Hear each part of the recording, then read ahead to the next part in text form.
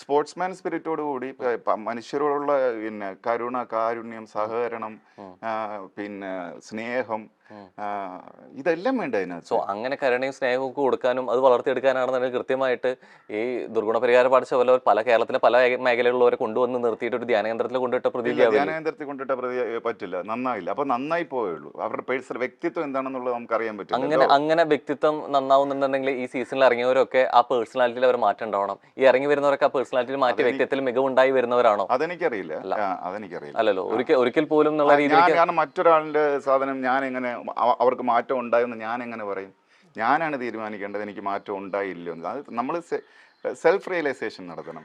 മനസ്സിലായി? ഇപ്പൊ എനിക്ക് മാറ്റം ഉണ്ടായിട്ടുണ്ട്, മനസ്സിലായി. കുറെ ദിവസം അങ്ങനെ നിന്നപ്പോൾ എന്തായിരുന്നു ഡിഫറൻസ്? എനിക്കുണ്ടായ മാറ്റം, ഞാൻ മുമ്പ് ഭയങ്കര പിന്നെ സോഷ്യൽ മീഡിയയിലൊക്കെ കിടന്ന് ഭയങ്കര അലമ്പലം പോയിരുന്നു.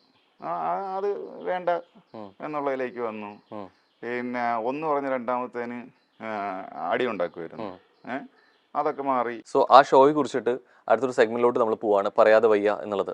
ചില സ്റ്റേറ്റ്മെന്റ്സ് പറയും. സോ അത് കേൾക്കുന്ന സമയത്ത് സൗമൻ തോന്നുകയാണ് ഇതിനെക്കുറിച്ച് ഇങ്ങനെ പറയാതെ വയ്യ എന്ന് തോന്നുന്ന കാര്യങ്ങൾ ഓപ്പണായിട്ട് പറയാം. Ready? So first statement, Bigg ബോസിനെ സാബുമോനെ ആയിരുന്നില്ല, സാബുമോനെ ബിഗ് ബോസിനെ ആയിരുന്നു ആവശ്യം. തെറ്റ്. ബിഗ് ബോസിന് തന്നെയായിരുന്നു ആവശ്യം. എനിക്കെന്തിന് ബിഗ് ബോസിന് ആവശ്യം? എനിക്ക് ആ ഗെയിം കാണണം, പഠിക്കണം എന്നുണ്ടായിരുന്നു. എങ്ങനെ ഇത് വർക്ക് ചെയ്യുന്നു, ഇതിന്റെ ടെക്നിക്കാലിറ്റി എങ്ങനെയാണ്. എന്നിട്ട് ഞാൻ അവിടെ നിന്ന് പ്രഡിക്റ്റ് ചെയ്യായിരുന്നു, ഇത് വെച്ചിട്ടുണ്ടെങ്കിൽ ഇത്രയും ക്യാമറ ആണ്, ഈ ക്യാമറയുടെ PCR കണക്ഷൻ ഇങ്ങനെയായിരിക്കും, അവിടുത്തെ ഇൻഫ്രാസ്ട്രക്ചർ ഇങ്ങനെയായിരിക്കും എന്നൊക്കെ ഇരുന്ന് അത് അറിയണം എന്നുള്ളത് ശരിക്കും ഒരു ആവശ്യം തന്നെയല്ലേ? അത് പഠിക്കാൻ കിട്ടുന്ന അവസരം അല്ലേ? ബിഗ് ബോസ്, ഞാൻ ഈ ബിഗ് ബോസിനെ പുറത്തു നിന്ന് പിന്നീട് പോയി നോക്കിയിട്ടുണ്ട്. എന്നെ വേറൊരു ഇൻഡക്ഷന് വേണ്ടിയിട്ട് അവര് സെക്കൻഡ് സീസണിൽ കൊണ്ടുപോയപ്പോ, സെക്കൻഡ് സീസണിലോ തേർഡ് സീസണിൽ കൊണ്ടുപോയി ക്രൂവിന് ഒരു ഇൻഡക്ഷൻ സംഭവമൊക്കെ ആയിട്ട്. അപ്പൊ ഞാൻ പുറത്ത് നടന്ന് ഇത് എങ്ങനെയാണ്, എന്താണ്, എന്തെല്ലാം സെറ്റ് സാധനം എല്ലാം നോക്കി കണ്ടു. ഒരു വിലയിരുത്തല്ല, നമുക്ക് കാണാൻ പറ്റുന്ന, പഠിക്കാൻ പറ്റുന്ന ഒരു സംഭവമാണത്. ഭയങ്കര വലിയ സെറ്റപ്പ് അല്ലേ? അടുത്ത സ്റ്റേറ്റ്മെന്റിലോട്ട് പോവാണ്. ബിഗ് ബോസ് മലയാളം സീസൺ 6 ഒരു രാജാവിലേക്കോ രാജ്ഞിയിലേക്കോ ഒതുങ്ങാതെ ന്യൂട്രലായി മുന്നോട്ട് പോകാൻ ഷോയുടെ ക്രൂ നന്നായി ശ്രമിച്ചിട്ടുണ്ട്. പലപ്പോഴും ഷോ കുറച്ച് ദിവസം കഴിയുമ്പോൾ ഒരു 40-50 ഡേയ്സ് കഴിയുമ്പോഴേക്കും ഈ പ്രിഡിക്റ്റ് ചെയ്ത് തുടങ്ങും അല്ലെ? സോ അത്തരത്തിൽ ആക്ച്വലി ഈ ക്വസ്റ്റ്യൻ എനിക്ക് ഉത്തരം പറയാൻ പറ്റില്ല. കാര്യം ഞാൻ റെഗുലർലി വാച്ച് ചെയ്തിരുന്നെങ്കിൽ മാത്രമേ എനിക്കിത് പറയാൻ പറ്റൂ. കാരണം കണ്ടന്റ് ഞാൻ കണ്ടിട്ടില്ല. അതുകൊണ്ട് ഈ ക്വസ്റ്റ്യൻ എവിടേക്കോ ഈ സീസൺ അൺപ്രഡിക്റ്റബിൾ ആയി പോകുന്നു എന്ന് തോന്നുന്നുണ്ട്. അല്ലെങ്കിൽ മുൻ സീസണിൽ എവിടേക്കോ ഈ പ്രഡിക്ഷനിലേക്ക് കാര്യമായിട്ട് പറഞ്ഞിരുന്നില്ലേ, ഈ ഒരു വ്യക്തിയിലേക്കോ അല്ലെ? അങ്ങനെ എവിടേക്കോ ഒരു പ്രഡിക്ഷൻ ഉണ്ടായിരുന്നില്ലേ? അത് ഓരോരുത്തരുടെ ഫാൻ ഫോളോയിങ് സംഭവം കാണുമ്പോഴത്തേക്ക് ഇന്നാള് ജയിക്കും എന്നൊക്കെ തോന്നാം. ഇപ്രാവശ്യം പിന്നെ ഈ പ്രഡിക്ഷന്റെ കാര്യത്തിൽ ഇപ്രാവശ്യം അങ്ങനെ ഒരു നല്ലൊരു പേഴ്സണാലിറ്റി എന്നൊന്നും ആരെയും അങ്ങനെ പറയാനില്ല, തോന്നിയില്ല. ഒരു ഗെയിമർ എന്നുള്ള രീതിയിൽ പറയാൻ തോന്നുന്നവര് ഇല്ല. ചുമ്മാ ഇടന്ന് അടി ഉണ്ടാകുകയാണ് ഗെയിം. അതുമില്ല. അതിനകത്തൊരു ബുദ്ധിയുടെയോ ഇതിന്റെയൊക്കെ ഒരു എന്താ പറയുന്നത് സ്ഫുരണങ്ങൾ പോലും അങ്ങനെ കാണുന്നില്ല. ഞാൻ കണ്ടിടത്തോളം വെച്ചിട്ട് കണ്ടില്ല. ഇനിയിപ്പൊ ഞാൻ കാണാത്ത സമയത്തൊക്കെ നടക്കുന്ന കാര്യങ്ങൾ എനിക്ക് അറിയില്ല. ശരിക്കും ഇത് തന്നെയാണോ ഓരോ സീസൺ കഴിയും തോറും? ഇപ്പൊ ഫസ്റ്റ് സീസണിൽ കുറെ ഏറെ പരിചിതമായിട്ടുള്ള മുഖങ്ങളും വ്യക്തിത്വങ്ങളായിരുന്നു. ആരും പോകാൻ തയ്യാറായില്ല എന്നുള്ളത്. അത് എന്താ അതിന്റെ ഒരു കാരണം? തുടക്കത്തിലെ കണ്ട സീസണിന്റെ അത്രത്തോളം പ്രഭാവം പിന്നീട് കാണാൻ എന്താ വിഷയം എന്ന് പറഞ്ഞു കഴിഞ്ഞാൽ, ഇപ്പൊ ഇൻഡസ്ട്രിക്കകത്തുള്ള ഒരു ആരും പോകാൻ തയ്യാറാകുന്നില്ല. കാര്യം ഇവരുടെ ഇമേജിനെ എങ്ങനെ ഇത് ബാധിക്കും എന്നുള്ളൊരു മാറ്ററാണ്. ശരിക്കും നെഗറ്റീവ് ഷെയ്ഡ് വരുമോ? നെഗറ്റീവും പോസിറ്റീവും വരാം. ഇല്ലേ? കാരണം അങ്ങനെയാണെന്നുണ്ടെങ്കിൽ ഏറ്റവും വലിയ ഉദാഹരണമാണ് സാബു എന്ന വ്യക്തി.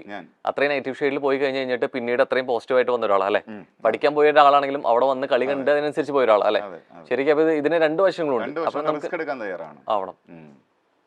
മനസ്സിലായി? ഇപ്പൊ എനിക്ക് നഷ്ടപ്പെട്ടു പോകാൻ വേണ്ടി ഞാൻ ബിൽഡ് ചെയ്ത് വെച്ച ഇമേജ് ഒന്നുമില്ല. ഞാൻ വളരെ അത് അപ്പോഴും അല്ല ഇപ്പോഴും അല്ല. മനസ്സിലായി? അപ്പം ഇമേജ് കോൺഷ്യസ് ആയിട്ടുള്ളവരെ സംബന്ധിച്ച് ചങ്കിടിക്കും. പിന്നെ ഉള്ളത് അവസരത്തിന് വേണ്ടി ഈ പറഞ്ഞ പോലെ അവർക്ക് കിട്ടുന്നൊരു ചാൻസ് ആണ്. ഞാൻ അങ്ങനെ ചാൻസ് ഹണ്ട് ചെയ്ത് നടക്കുന്ന ഒരാളല്ല. ഞാൻ വരുന്ന സാധനങ്ങൾ ഗൗരവമായിട്ട് ചെയ്തു മാറുന്ന ഒരാളാണ്. ഞാൻ അങ്ങനെ ഈഗർലി ചാൻസ് ചോദിച്ച് ടെലിവിഷനിലോ സിനിമയിലോ വരണം എന്ന് പറഞ്ഞ് നടക്കുന്ന ആളല്ല. ഓക്കെ, അടുത്ത സ്റ്റേറ്റ്മെന്റിലോട്ട് പോവാണ്. ജാസ്മിൻ എന്ന മത്സരാർത്ഥിയുടെ ഗെയിം സ്ട്രാറ്റജി കാണുമ്പോൾ അവർ കൃത്യമായിട്ട് പ്ലാൻ ചെയ്തിട്ടാണ് ഷോയിൽ എന്നത് വ്യക്തമാണ്. അറിയില്ല, അത് നേരത്തെ പറഞ്ഞ പോലെ ഈ ഞാനിത് കണ്ടിന്യൂസ് കണ്ടിട്ടുള്ള ഒരാളാണെങ്കിൽ അവർക്കൊരു സ്ട്രാറ്റജി ഉണ്ടോ, അല്ലെങ്കിൽ അവരുടെ ഗെയിം എന്താണ് എന്നൊക്കെ ജഡ്ജ് ചെയ്യും. അവിടെ പോയി സംസാരിച്ചാലും അതിനൊപ്പം എന്നുള്ള രീതിയിലേക്ക് നിൽക്കുമ്പോഴും എന്ത് തോന്നുന്നു? ഓരോ മത്സരാർത്ഥി എവിടേക്കോ ഒബ്സർവ് ചെയ്യാൻ ഇത്ര കപ്പാസിറ്റി ഉള്ള ഒരാളല്ലേ? അപ്പോൾ അത്തരത്തിൽ ഒബ്സർവ് ചെയ്തിരുന്നു മത്സരാർത്ഥികളെ? അങ്ങനെ ഒബ്സർവ് ചെയ്യില്ല. പക്ഷെ എനിക്ക് അവിടെ ചെന്ന് ഞാൻ പറഞ്ഞില്ല, എൻ്റെ അടുത്ത് കൂടുതൽ വന്നിരുന്ന് സംസാരിച്ചതും അതിനകത്ത് നടന്നിട്ടുള്ള കഥകൾ, അതായത് അതെല്ലാം ഒന്നും പുറത്തുനിന്ന് കേട്ടൊന്നും ഞാൻ ടി വിയിൽ കണ്ടില്ല. അതിൽ എനിക്ക് ഭയങ്കര രസമായിട്ട് തോന്നിയ രണ്ടുപേര് ഈ ജിൻഡോയും ജാസ്മിനുമാണ്. കാരണം സത്യം പറഞ്ഞാൽ ഞങ്ങൾ പറഞ്ഞിരുന്ന ഇത്രയും ദിവസങ്ങളിൽ ഇവര് തമ്മിലുള്ള എൻകൗണ്ടറുകൾ അതാണ് പറഞ്ഞു തന്നുകൊണ്ടിരുന്നത്. അത് ജിൻഡോ എന്തൊപ്പിക്കുന്നു, അപ്പൊ ജാസ്മിൻ എന്തൊപ്പിക്കുന്നു എന്നൊക്കെയുള്ളു. അത് ഭയങ്കര എന്റർടൈനിങ് ആയിരുന്നു. അപ്പൊ ഞാൻ അവരുടെ അടുത്ത് ചോദിച്ചു, എന്നാ പിന്നെ നിങ്ങൾ ഇങ്ങനെ അങ്ങ് മുമ്പോട്ട് വന്ന് എന്ത് രസമാണ്, നിങ്ങൾ ഇതിനെ ഭയങ്കര കോമിക് സെൻസിൽ എടുക്ക് എന്ന് പറഞ്ഞു. കാരണം അതിനും മാത്രം ചിരിക്കാനുണ്ടായിരുന്നു. അപ്പൊ അവരും ചിരിക്കുന്നുണ്ട്, അത് ഞങ്ങൾ ഇങ്ങനെയൊക്കെയാണ് എന്ന് പറഞ്ഞാൽ. ഇങ്ങനെ വരുമ്പോൾ കൃത്യമായിട്ട് ഇതിന് പുറത്ത് ഈ സപ്പോർട്ട് കിട്ടുന്നതിൽ എവിടേക്ക് കൂടുതൽ ഇൻഫ്ലുവൻസ് ചെയ്യാൻ PR കാരണമാവുന്നുണ്ട് ഇല്ലേ? PR വർക്കുകൾ. PR എന്ന് പറയുന്നത് ആക്ച്വലി പൈസ കൊടുത്തിട്ടാണ്. എനിക്ക് സത്യം പറഞ്ഞ ഇത് അറിയില്ല, സത്യമായിട്ട് എനിക്ക് അറിഞ്ഞൂടാ പ്രൊമോഷൻ ചെയ്യുന്ന പ്രക്രിയയെ കുറിച്ചിട്ട്. ഈ ബിഗ് ബോസിൽ പോകുന്നവര് പിന്നെ പൈസ കൊടുത്ത് ആളുകളെ ഏൽപ്പിക്കുവോ? ഇങ്ങനെ പ്രൊമോഷൻ ചെയ്യുന്നതിനെ കുറിച്ചിട്ട് ഒരു അറിവില്ല. ഇല്ല, എനിക്കറിയില്ല, ഞാൻ ചോദിക്കണം. പ്രൊമോഷൻ ചെയ്യുന്നതിനെ കുറിച്ചിട്ട് അറിയില്ലേ? അല്ല, ഈ കേറി കഴിയുമ്പോ ഇപ്പം ഞാൻ കേറിയിട്ട് ഇറങ്ങിയ സമയത്ത് എന്നെ സാബു ആർമി എന്നൊക്കെ പറഞ്ഞ് കുറെ പിള്ളേര് കാണാൻ വന്നു. അപ്പൊ എനിക്കിത് എന്താണ് സംവിധാനം എന്ന് മനസ്സിലായില്ല. അവ പറഞ്ഞു ഇതുപോലെ ഈ പിള്ളേരൊക്കെ ഭയങ്കര പ്രൊമോഷനും പരിപാടിയൊക്കെ ആയിരുന്നു, വോട്ട് പിടുത്തവും ബഹളമൊക്കെ ആയിരുന്നു എന്ന് പറഞ്ഞു. എന്നെ ഒരു എയർപോർട്ടിൽ വെച്ച് കണ്ടപ്പോൾ ഒരമ്മ പറഞ്ഞ് പിന്നെ അവര് വീടുകളിൽ കയറി വോട്ട് പിടിച്ചിട്ടുണ്ടെന്ന് പറഞ്ഞു. അന്ന് മറ്റേ SMS അയച്ച് വോട്ട് പിടുത്തമുണ്ടായിരുന്നു. അപ്പൊ അങ്ങനെയൊക്കെ കുറെ മനുഷ്യരുണ്ട്. പക്ഷെ ഞാൻ അങ്ങനെ പൈസ കൊടുത്തിട്ട് ശരിക്കും വന്ന സാധനം ചേർന്ന കൂട്ടുകയാണെങ്കിൽ ഇപ്പൊ അത് അങ്ങനെയാണെന്ന് തോന്നുന്നുണ്ടോ? എനിക്ക് ഇപ്പോഴും ഒരു സംശയം ഇതാണ്. ഞാൻ ചോദിക്കുന്നത്, ഈ കയറിയിട്ടുള്ളവരൊക്കെ അതിന് മാത്രം സാമ്പത്തിക സെറ്റപ്പ് ഉള്ള ആളുകളാണോ? ഇങ്ങനെ പൈസ കൊടുത്തൊരു വലിയ PR കൂട്ടത്തിനെ ഉണ്ടാക്കി ശരിക്കും കിട്ടുന്ന വേദിയിലും അവസരങ്ങളുടെയും കുറെ കൂടി വലുപ്പം കാണുന്നുണ്ടെങ്കിൽ അതിനു വേണ്ടി കുറച്ച് ചെലവാക്കാൻ എന്തുകൊണ്ട് ആയിക്കൂടാന്ന് ചിന്തിക്കുകയാണെങ്കിലോ?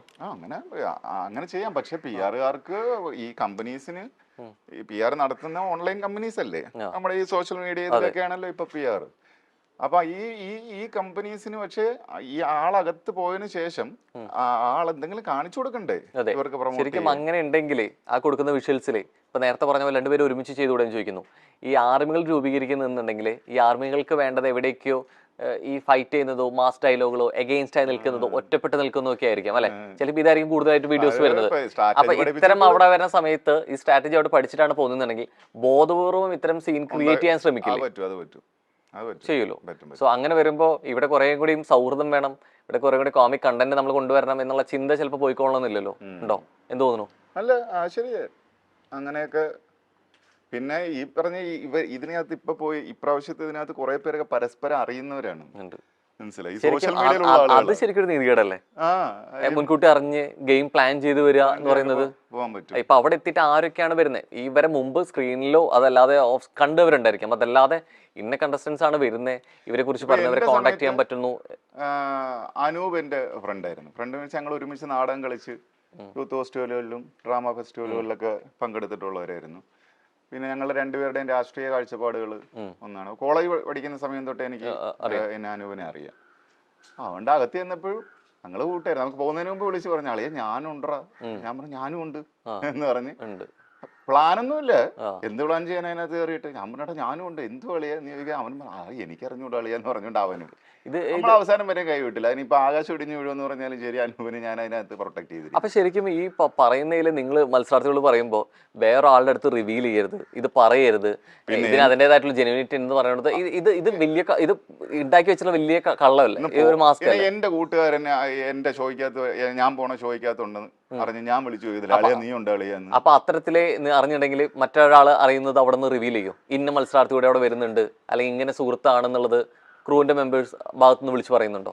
ഇപ്പൊ സഭയുടെ പറഞ്ഞു ഓൾറെഡി എന്റെ ഫ്രണ്ട് അതിലുണ്ടെന്ന് വിളിച്ചു പറഞ്ഞാൽ ഞാൻ വിളിക്കില്ലെന്ന് ചോദിക്കില്ല. അത് എന്റെ അടുത്ത് പറഞ്ഞുണ്ടോ എന്ന് ചോദിക്കുന്നത്. ഇത് ഞങ്ങളുടെ കോമൺ ഫ്രണ്ട് എന്നെ വിളിച്ചു പറഞ്ഞതാണ്. അവന്റെ ഫ്രണ്ടിന്റെ അടുത്ത് പറഞ്ഞ അവൻ എന്റെ ഫ്രണ്ടുമാണ്. അപ്പൊ അവൻ പറഞ്ഞ അളിയുടെ സാബുവും വരുന്നുണ്ട്. അങ്ങനെ അറിഞ്ഞാണ് ഡയറക്റ്റ് വിളിച്ചോളല്ലേ? അല്ല, അപ്പൊ അനൂപിനെ ഞാൻ വിളിച്ചു. ഞാൻ നാളെ നീ പോ, നാളെ ഞാൻ പോകുന്നുണ്ട് പോകുന്നുണ്ട്. അങ്ങനെ ശരിക്കും അങ്ങനെ വന്നിട്ടുണ്ടെങ്കിൽ ഇത്തരത്തിൽ ഇപ്പൊ ജോഡികൾ ഉണ്ടാവുന്നതിൽ ഒരു പ്രീ പ്ലാൻ ചെയ്യാൻ കുറെ കൂടി ഹെൽപ്പ് ആവില്ലേ? എന്താ കുഴപ്പം? അപ്പൊ അങ്ങനെ വരുന്ന സമയത്ത് പിന്നെ എന്തിനാണ് ഇത്തരത്തില് ജനങ്ങൾ മണ്ടന്മാരാക്കുന്നത്? ഞാനൊരു കാര്യം ചോദിക്കട്ടെ, നമ്മൾ രണ്ടുപേരും കൂട്ടുകാരാണ്, പിന്നെ അകത്ത് വന്ന് കണ്ടെന്നിരിക്കട്ടെ, അകത്ത് വരുമ്പോ ഒരു ഭയങ്കര സർപ്രൈസ്, അയ്യോ അനൂപ് നീ ഉണ്ടായിരുന്നു, അയ്യോ സാബു നീയും ഉണ്ടായിരുന്നു എന്ന് ചോദിക്കുന്നു. അകത്ത് വന്നാലും കാണും, പുറത്ത് വെച്ചാൽ, എന്നിട്ട് എന്ത് പ്ലാൻ ചെയ്യും? ശരിക്കും എവിടെ വന്നു കഴിഞ്ഞിട്ട് ഒരു കോംബോ ആവാം, ഒരു ജോഡി ആവാം. ഞാൻ ചെയ്തിട്ടുണ്ടല്ലേ, ഉണ്ട് ഞാൻ ശരിക്കും. പറഞ്ഞു ചെയ്യിപ്പിക്കുമല്ലേ, വോട്ട് അളിയ കണ്ട് ഇപ്രാവശ്യം കണ്ട് ഇവൊക്കെ ചെയ്തേക്കണം, അല്ലെ ഇവനും ചെയ്തേക്കണം അളിയ എന്ന് പറയും. അപ്പൊ പിന്നെ എന്തിനാണ് ഈ ക്രൂവിന്റെ സൈഡിൽ നിന്ന് നിങ്ങളിത് പുറത്ത് പറയാൻ പാടില്ല എന്ന് പറയുന്നത്? പുറത്ത് പറയാൻ പാടില്ല എന്നാണ് കാര്യം, അങ്ങനെ പറയരുത്. അതിന് പിന്നെ ആവശ്യകത ഉണ്ടെന്നുള്ളത് ആവശ്യകത എന്തിനാ എനിക്ക് ഇതുവരെ മനസ്സിലായില്ല. ഇല്ല, പുറത്ത് റിവീൽ ചെയ്യണം. ഇപ്പൊ ഞാൻ എന്റെ കൂട്ടുകാരെന്നാണ്ട് അഭിലാഷ്, ഞാൻ അഭിലാഷും ഞങ്ങൾ കോളേജ് തൊട്ട് ഒരുമിച്ച് പഠിച്ചിരുന്നവരാ. ഞങ്ങള് അറിഞ്ഞിട്ട് മിണ്ടാതിരുന്നെന്ന് തന്നെ ഇരിക്കട്ടെ, മിണ്ടാതിരുന്നിട്ട് അകത്ത് വെച്ച് കാണുമ്പോ കൂട്ടുകാരല്ലേ, രണ്ട് ഇൻഡിവിജ്വലായിട്ട് നിൽക്കൂ. ഇൻഡിവിജ്വലായിട്ട് നിൽക്കണ്ടേ? എന്തിന് വേണമെന്നില്ല. സമൂഹത്തിൽ നമ്മൾ നമ്മുടെ കൂട്ടുകാരോടെ അല്ലേ നിൽക്കുന്നത്. ഞാൻ അതിനകത്ത് പോയി പുതിയ സൗഹൃദങ്ങൾ ഉണ്ടാക്കി, ടീം ഉണ്ടാക്കി, മനസ്സിലായ, എന്നിട്ട് ഈ നോമിനേഷന് പിടിച്ചിട്ട് കൊടുക്കും. അല്ലെങ്കിൽ കളിക്കുമ്പം എനിക്ക് എന്റെ കൂടുതൽ അടുത്ത ആളുകൾ വെച്ച് ടീം ഉണ്ടാക്കും. വരും. ശരിക്കും അങ്ങനെ സൗഹൃദം വരുന്ന സമയത്ത് അവരോട് കുറച്ചൊരു ചായ്വ് കാണിക്കില്ല. ശരിക്കും കളിക്കേണ്ടത് ഇൻഡിവിജ്വൽ ആയിട്ടല്ല. എന്ത് തോന്നുന്നു? ഇൻഡിവിജ്വൽ ആയിട്ട് കളിക്കണം. അതോടെ ഗ്രൂപ്പ് നിങ്ങൾ എങ്ങനെയാണ് ഈ സമൂഹത്തിൽ ഒറ്റയ്ക്ക് ജീവിക്കുന്നത്? ശരിക്കും അത് സർവൈവൽ ഗെയിം കൂടിയല്ലേ?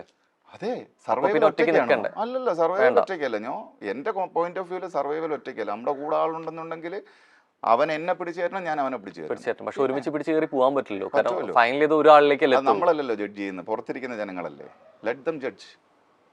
അങ്ങനെ ജനങ്ങളുടെ വിധി അത് ന്യായമാണ്, വോട്ടിംഗ് ശരിയാണെന്ന് വിശ്വസിക്കുന്നു. എന്താ അറിയില്ല, ഞാൻ ജയിച്ചു. എന്നെ ഇഷ്ടപ്പെട്ടവർക്ക് ഞാൻ എന്റെ കൂടെയുള്ള ആരെയും കൈവിടൂലായിരുന്നു. ഞാൻ എന്നിട്ട് രസകരൻ ലാസ്റ്റ് അനൂപിനെ എനിക്ക് സേവ് ചെയ്യായിരുന്നു. ഞാൻ അവൻ്റെ അടുത്ത് ചോദിച്ചു രാത്രി, അല്ലെ നിന്നെ എൻ്റെ സേവ് ചെയ്യാനുള്ള പവർ ഉണ്ടായിരുന്നു. ഞാൻ ചേട്ടാ നിനക്ക് വേണമെന്ന് ചോദിച്ചു. അപ്പം വേണ്ട അളിയാ, എനിക്ക് വയ്യ. അങ്ങനെ 7 ദിവസമൊക്കെ കഴിഞ്ഞു. അല്ല ഞാൻ പോണളിയാ, എനിക്ക് വയ്യ, നീ എന്നെ സേവ് ചെയ്യരുത് എന്ന് പറയും. ശരി, അടുത്ത ആളെ സേവ് ചെയ്തു. യെസ്. ആൻഡ് ഇത്തവണത്തെ big boss grand finale cup നേടുമെന്ന് പ്രവചിക്കാൻ പറ്റാത്തൊരവസ്ഥയിലാണ് എത്തി നിൽക്കുന്നത്. ആണ്, അങ്ങനെ തന്നെയാണ് അല്ലേ? എന്ത് തോന്നുന്നു? പ്രവചനം മൈൻഡിൽ വരുന്നുണ്ടോ ആരെങ്കിലും ഒക്കെ മുഖം? ഇല്ല.